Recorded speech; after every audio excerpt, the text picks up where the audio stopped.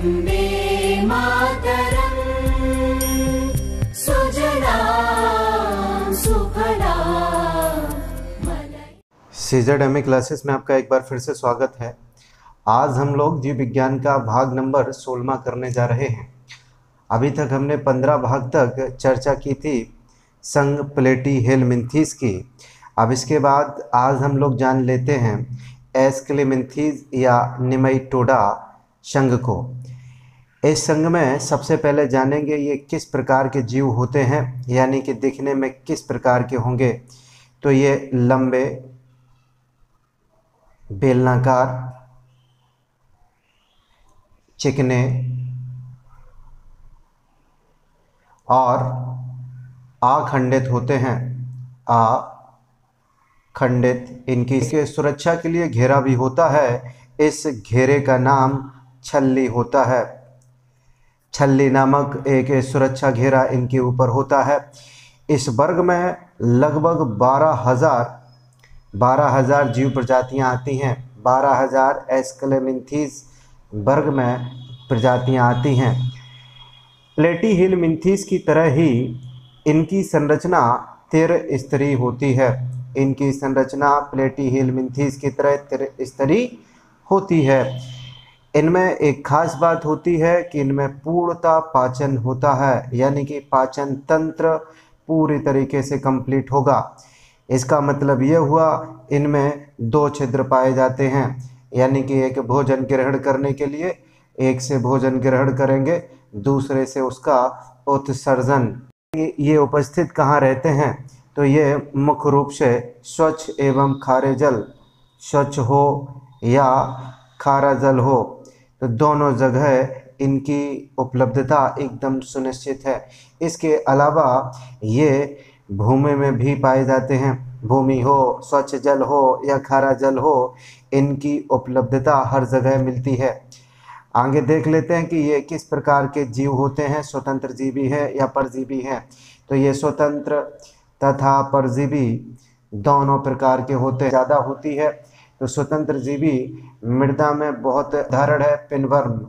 Pinworm जो होता है वो परजीवी होता है। स्थान है तो निवास स्थान इनका होता है बच्चों की आंतों में। याद रखिए, बच्चों की आंतों में इनका निवास स्थान होता है। इसके बाद में हम लोग अगले संघ एनेलिडा की बात करेंगे। इस संघ में सबसे पहले जानते हैं कि आखिरकार कितनी प्रजातियों की इसमें सम्मिलित किया गया है। तो इस संघ में 17,000 से ज़्यादा जीव प्रजातियां हैं। जीव प्रजातियां हैं। की आकृति के ऊपर आते हैं तो इनकी जो आकृति है वो गोल कृमि के समान होती है। गोल कृमि।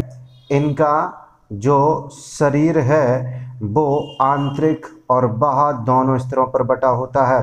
बाह्य और आंतरिक दोनों जगह क्या होगा? आंतरिक की अगर बात करें तो निश्चित रूप से ये बटा होता है, विखंडित होता है। यही कारण है, आंतरिक और बाह्य में बटा होने के कारण यही कारण है ये तीव्र गति कर सकते हैं। इन जीवों की उपस्थिति समुद्री जल हो, समुद्री जल, इसके अलावा ताज़ा जल हो, इसके अलावा नमी युक्त जो भूमि है। इनकी लंबाई की चर्चा कर लेते हैं तो इनकी लंबाई कुछ मिलीमीटर से लेकर कुछ मिलीमीटर 3 मीटर तक हो सकती है। इसमें जो प्रमुख उदाहरण है वो ऑस्ट्रेलियन केंचुआ है। ऑस्ट्रेलियन केंचुए की अगर बात कर ले, देह गुहा पाई गई सर्वप्रथम। यही कारण है। इन स्तर की अगर बात करें तो सबसे बाह्य स्तर को हम लोग उपचर्म के नाम से भी जानते हैं। उपचर्म के नाम से इनका सबसे बाह्य स्तर जाना जाएगा। इसमें कांटे के समान, कांटे नहीं होते हैं लेकिन कांटे के समान सूक होते हैं। इन सूकों से ये फायदा है कि इनको गति करने में, इनके शरीर की ओर एक बार फिर से चलते हैं तो इनके शरीर में तंत्र का तंत्र पाया जाता है। तंत्र का तंत्र के अलावा बंद उत्सर्जन तंत्र भी पाए जाते हैं। निफ्रीडिया क्या होते हैं? परासरण नियमन तथा उत्सर्जन में सहायक हैं तथा उत्सर्जन में सहायक। जो जीव हैं शरीर की श्वसन क्रिया सतह के द्वारा संपन्न करते हैं। इनमें कुछ महत्वपूर्ण उदाहरण हैं, उदाहरण को एक एक करके जान लेते हैं। इनका सबसे महत्वपूर्ण उदाहरण केचुआ है, जिसको किसानों का मित्र भी कहा जाता है। इसके अलावा इसमें जोंक भी है। इसके अलावा इसके बाद होता है पॉलीकाइट्स। केचुआ हो, जोंक हो, लघुवंश हो, पॉलीकाइट्स। ऑर्थोपोडा की बात कर लेते हैं। हम सभी जानते हैं ऑर्थोपोडा जंतु जगत का सबसे बड़ा संघ है। इस संघ के अंतर्गत 10 लाख से अधिक, ध्यान से सुनिए, 10 लाख से भी अधिक प्रजातियां सम्मिलित की गई हैं। संघ ऑर्थोपोडा जंतु जगत का सबसे बड़ा संघ हो गया। ये कहाँ पाए जाएंगे? ये जल में भी पाए जाएंगे। भूमि हो या फिर मृदा की बात कर लें, वनस्पति की बात कर लें, तो ऑर्थोपोड्स के अंदर सिर, वक्ष या फिर उदर की बात कर लें, यह निश्चित रूप से अलग अलग विभाजित होता है। इनके शरीर का बाह्य कंकाल, बहुत ध्यान से सुनिए, इनके शरीर का बाह्य कंकाल बना होता है काइटिन से। ये काइटिन पूछा जाता है कि किससे क्या करता है? ये शरीर की सुरक्षा करता है, शरीर की सुरक्षा में सहायक होता है काइटिन। अगले बात के ऊपर चलते हैं। भूमि पर रहने के दौरान जल ह्रास को रोकता है।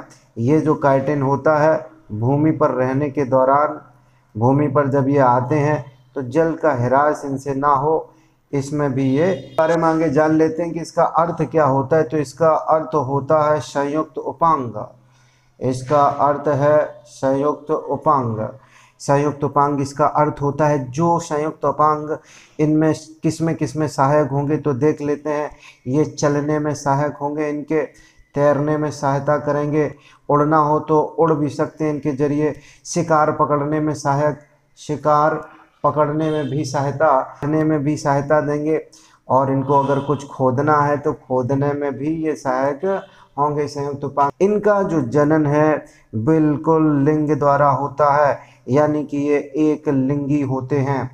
एक लिंगी भी इनको हम ऐसे ऑर्थोपोड्स जो रहते हैं कहाँ? जल में। अगर जल में अगर रहते हैं तो इनका जो श्वसन होगा वो कहाँ से होगा? तो वो होगा क्लोमों के जरिए, क्लोमों के। अगर हम स्थली ऑर्थोपोड्स के बारे में बात कर लें, ऑर्थोपोड्स तो कहाँ से सांस लेते हैं ये हम लोग जान लेते हैं। तो निश्चित रूप से ये श्वास नलियों से सांस लेंगे।